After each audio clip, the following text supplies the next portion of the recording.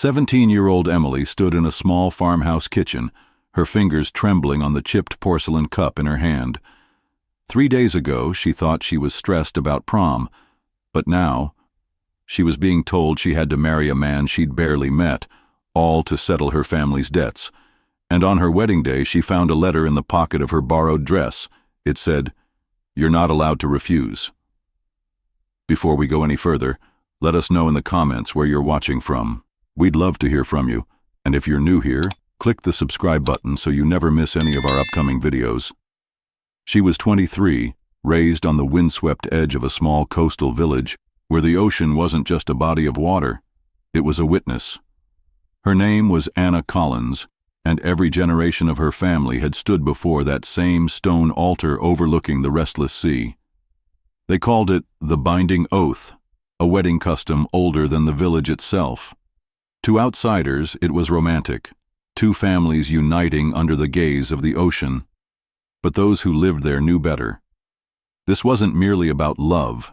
It was a treaty, a binding of bloodlines to keep peace between rival houses that had once shed each other's blood over fishing rights, land boundaries, and accusations no one dared to write down. The man chosen for her was Daniel Hartwell, the eldest son of the Hartwell family. The family her own had been at odds with for over 2 centuries. On paper, his arrival was the mark of reconciliation. In reality, it was the sealing of a silent bargain. Daniel was polite, almost too polite, with a smile that never quite reached his eyes. The village adored his charm, but Anna could sense the precision in his words, the way he measured his responses as if every syllable was part of a strategy. His father had led the Hartwell family through decades of financial gain and quiet influence, often at the expense of Anna's kin, and now the two bloodlines were to be bound not by love, but by necessity. The stakes had been whispered to her since childhood, not in formal lessons, but in the way her elders would exchange glances when the topic arose. Refusing the oath was more than dishonor, it was disappearance. The kind of disappearance people didn't question out loud. It was said that no bride had ever refused and returned to tell the tale. Some claimed the ocean demanded it. Others spoke of debts and promises written in a language only the elders remembered. Anna had once thought it was just a superstition meant to keep tradition alive, but as the date drew near, she began to feel the weight of those whispers pressing against her chest. And yet, this wasn't just a love story gone wrong. It wasn't even about love at all.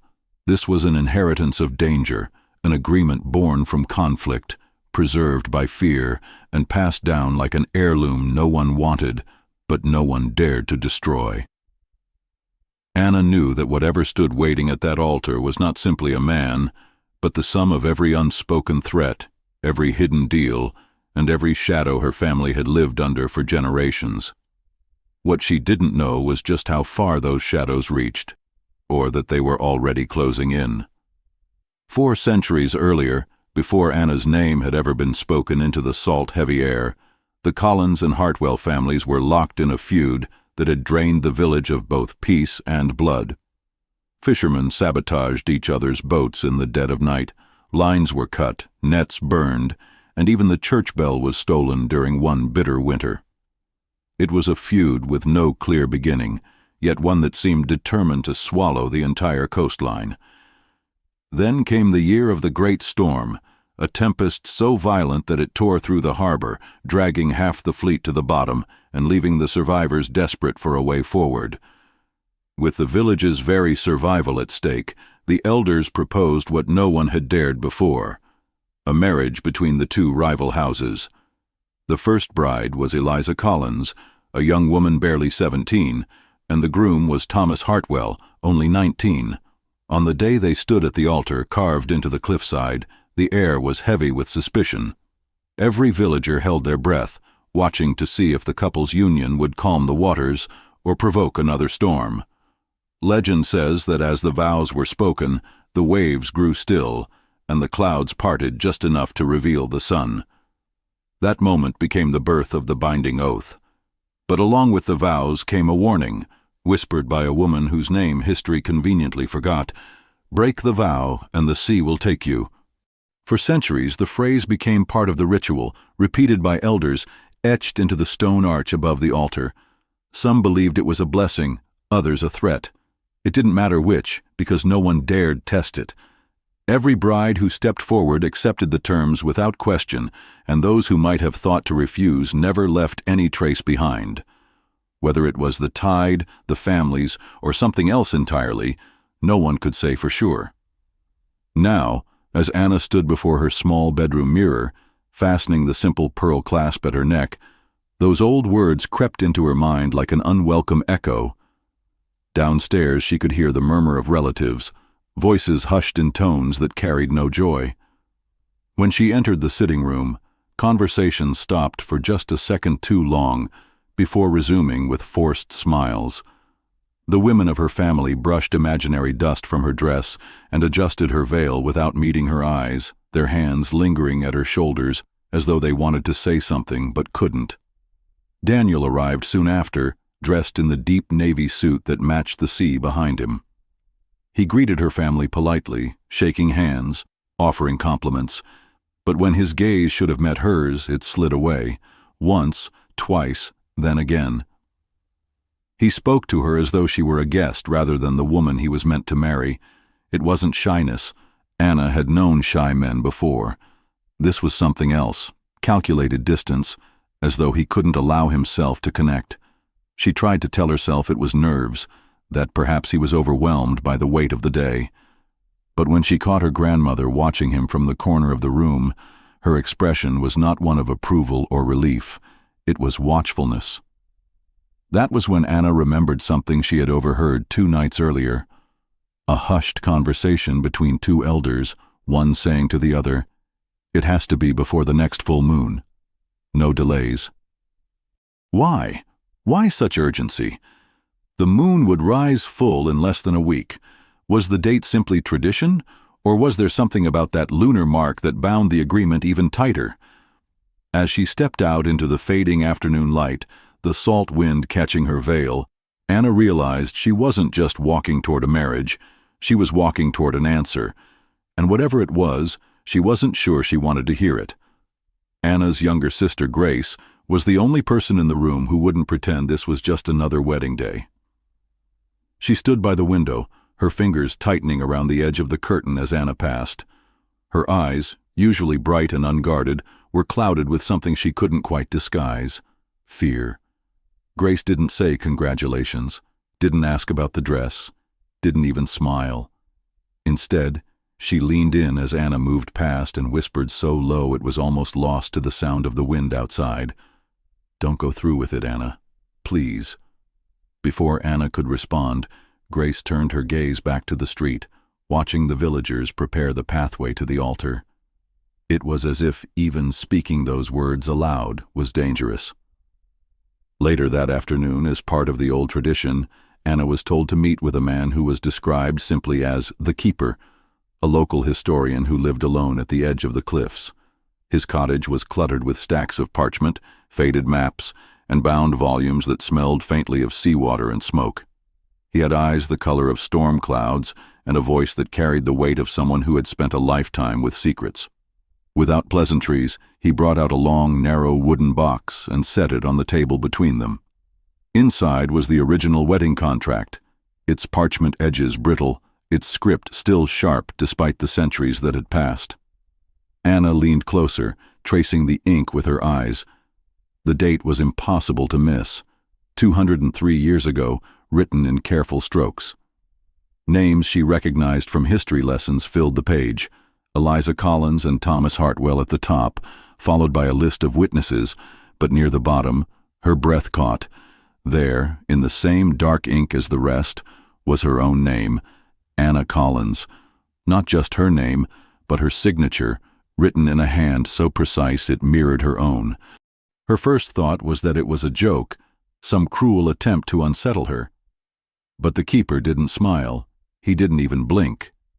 Instead, he said quietly, "The binding oath chooses its own bride. The name appears before she is born. It has always been this way." Anna tried to protest, to tell him it was impossible, but the words caught in her throat. The ink, though aged, showed no sign of having been altered. The loops and curves of the letters were identical to the way she had been taught to write her name in childhood.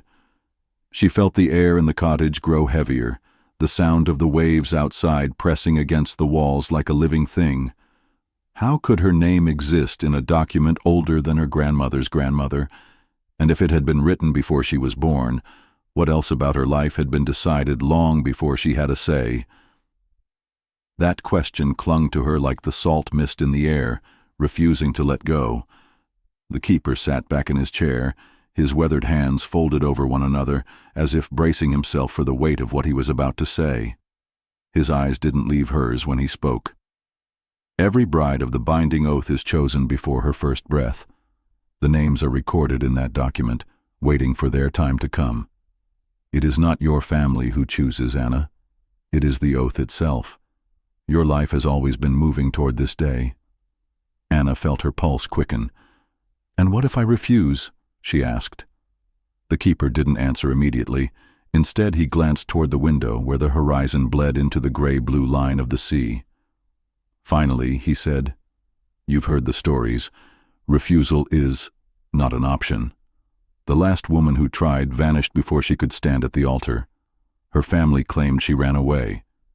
But no one saw her leave, and no one has seen her since." The words settled between them like stones, heavy and cold.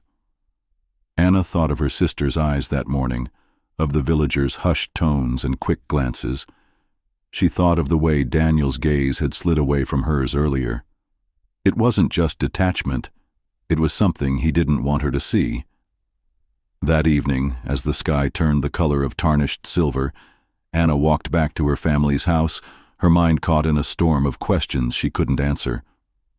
The village was quiet except for the distant sound of waves and the low hum of voices carried on the wind. As she rounded the corner toward the garden path, she froze.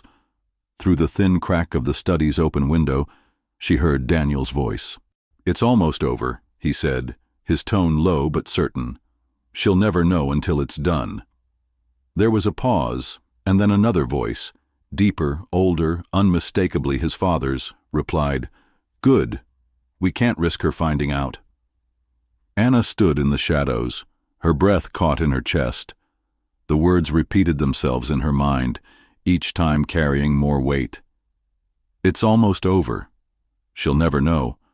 What was it she wasn't meant to know? And why did Daniel sound so certain that she never would?"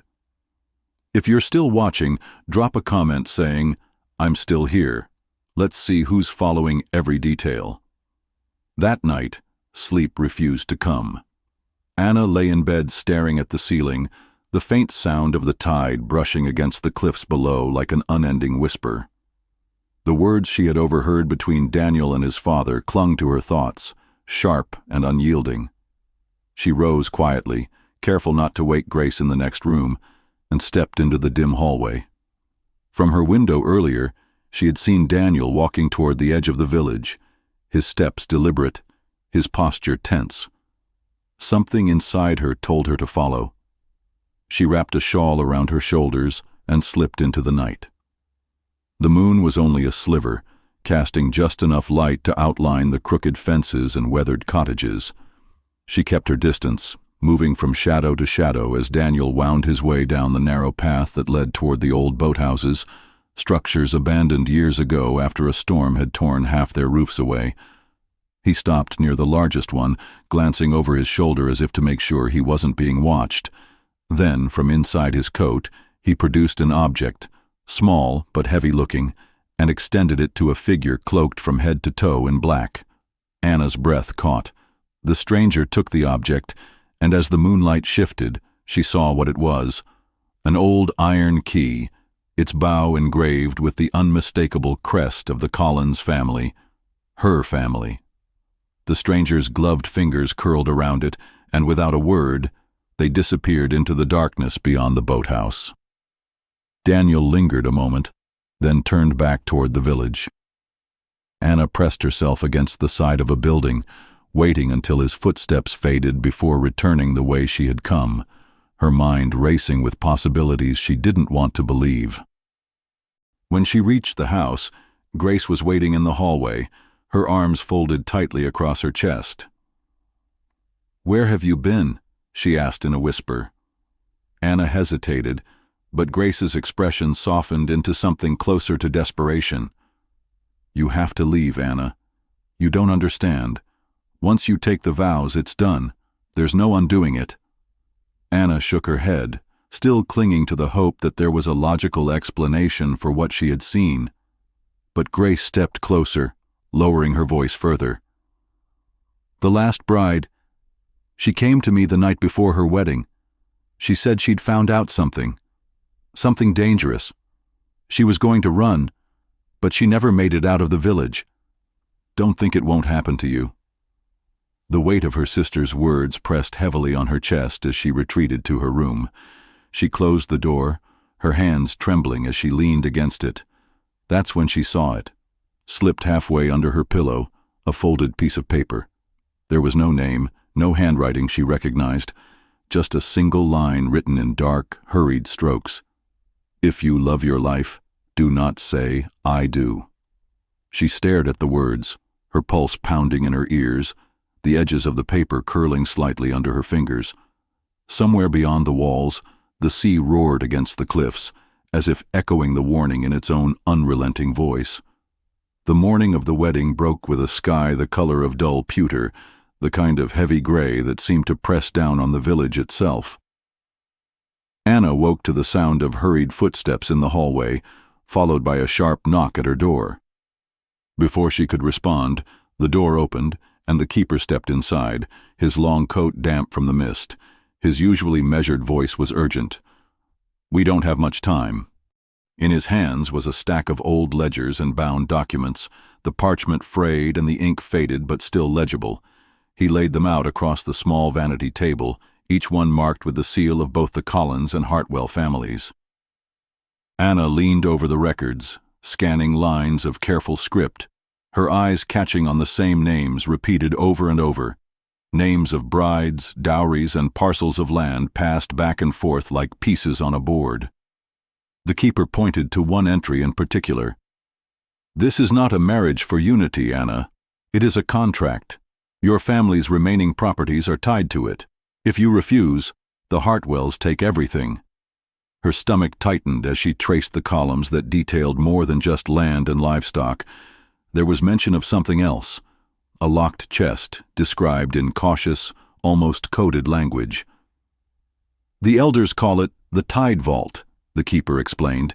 "It's said to hold the last of the old treasure, cursed by the shipwreck that started the feud. Whoever controls the marriage controls the key. That is why your groom met with the stranger last night." The words struck her harder than she expected, but it was the next revelation that left her cold. "Your fortune, what's left of it, is collateral. Your vows are the payment. This is how they've been keeping the families afloat for generations." Anna could feel her pulse in her temples. Without thinking, she turned on her heel and left the room, the keeper's voice fading behind her. She found her mother in the small sitting room, hands clasped tightly in her lap, staring out at the sea as if the horizon could offer answers. "Is it true?" Anna asked, her voice shaking.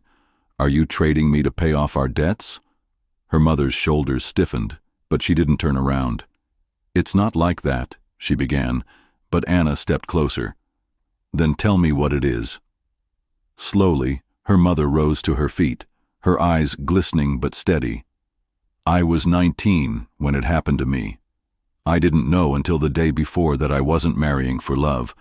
I was marrying to protect what little we had left. It was the same for my mother before me, and her mother before her. The oath keeps us alive, Anna, whether we like it or not." The room seemed to close in on her as the words settled. Her own mother, forced into the same fate, bound by the same rules. Anna wanted to feel anger, but all she could summon was a deep, hollow ache in her chest. She took a step back, the sound of her own breathing suddenly loud in her ears. Her mother reached for her hand, but Anna pulled away. She could barely hear her own thoughts over the rush of blood in her ears. The ledgers, the vault, the debts. It was all part of a design that had been in place long before she was born. And yet, she couldn't shake the sense that this was only the surface of it, because the real betrayal was yet to be revealed. The air outside was sharp with the scent of salt and damp stone as the village gathered for the procession. Bells rang slowly from the church tower, their deep toll carrying over the cliffs, but the sound felt less like celebration and more like a summons. Anna stood at the edge of the narrow street, her veil lowered, her gloved hands clasped tightly around the small bouquet of wildflowers that trembled slightly with each breath she took. All around her, faces watched, some solemn, others unreadable, but none entirely warm. Her family walked just ahead, their backs rigid, their heads held high as though the weight of history itself demanded it. The Hartwells waited at the far end of the lane, lined up in precise formation. Daniel stood at the front, immaculate in his dark suit, expression calm but distant. Their eyes met for a fraction of a second before she began her slow walk toward him, the sound of her footsteps on the cobblestones echoing in her ears. Inside, her decision was already made, though no one could see it. She would not allow them to dictate her future, not without knowing the full truth. Halfway down the aisle, movement in the crowd caught her eye. A figure in a dark cloak stood apart from the others, the hood drawn low over their face. Something about the stillness of their posture tugged at her memory. As she drew closer, the figure took a step forward and lowered the hood. Anna's breath caught in her throat. The woman's eyes were familiar, sharper now, shadowed by years of absence, but undeniably the same as the photograph Anna had once seen hidden in her grandmother's drawer. It was her, the last bride, the one who had vanished before her own vows could be spoken. She looked older than she should have, her skin weathered, her expression carrying the weight of someone who had seen far too much. She moved closer to the path, her gaze locked on Anna's. When she spoke, her voice was low enough that only Anna could hear. "If you marry him, you'll disappear like I did." Anna's steps faltered, though she didn't stop entirely. The villagers seemed oblivious to the exchange, their eyes fixed on the altar ahead. The missing bride continued, her voice trembling. "They'll tell you it's for the good of the families, but once the vows are said, you won't belong to yourself anymore. You'll be bound to them in ways you can't imagine." The weight of the words pressed against Anna's chest, matching the pounding of her heart. She kept walking, her mind a tangle of fear, defiance, and the sudden clarity that she was standing at the same edge this woman once had, and that a single choice would determine everything that came after. The altar loomed closer, the sea beyond it churning against the rocks as if mirroring her thoughts. Daniel stood waiting, offering his hand. Tradition demanded she take it. The oath demanded she seal the pact. But for the first time in her life, Anna felt the pull of something stronger than obligation, the need to decide for herself whether she would obey the chain that had bound her bloodline for centuries or break it forever. The air at the altar was heavy, thick with the scent of salt and candle wax. Anna stood facing Daniel, the sea stretching out endlessly behind him, the wind pulling at the edge of her veil. The priest's voice rose and fell in steady cadence, the ancient words of the binding oath spoken as they had been for centuries. Daniel's hand extended toward hers, his expression unreadable, the eyes that refused to meet hers now fixed firmly on the officiant. When the moment came, when all that was left was for her to speak the two words that would seal her fate, Anna did not answer. Instead, she reached into the folds of her gown and withdrew the letter, the paper worn and creased, its edges stained a dark, rust-colored red. Gasps rippled through the gathered crowd as she unfolded it slowly, her voice clear and steady, despite the pounding of her heart. "This," she began, "was left in my room 2 nights ago. It is from the woman you all claim vanished. She did not run away. She was taken. And the reason she was taken is the same reason I stand here today. Because the binding oath is not about peace, or honor, or even unity." Her eyes swept across the faces before her, some shocked, some wary, some refusing to meet her gaze. It is about control, about keeping wealth and power in the hands of a few, and the so-called curse. She held the letter higher so the nearest guests could see the faded words scrawled across its surface. It was invented to keep women from questioning why they were being traded like land or livestock. A murmur rose among the villagers, a ripple of disbelief and unease that spread like wildfire. Daniel's father stepped forward, his voice sharp and commanding. "Enough! You have no idea what you're talking about. This is tradition. This is survival." But Anna didn't falter. "No, this is a lie, and it has been a lie for centuries." She turned toward the crowd, her voice growing stronger. "Every bride chosen, every vow spoken, every life given away, it was all to protect their fortune, not our families, not our people." The priest hesitated, glancing nervously between the two families. A woman near the front, a villager old enough to remember 3 oath weddings, rose to her feet. "Is it true?" she demanded, her voice cutting through the growing noise.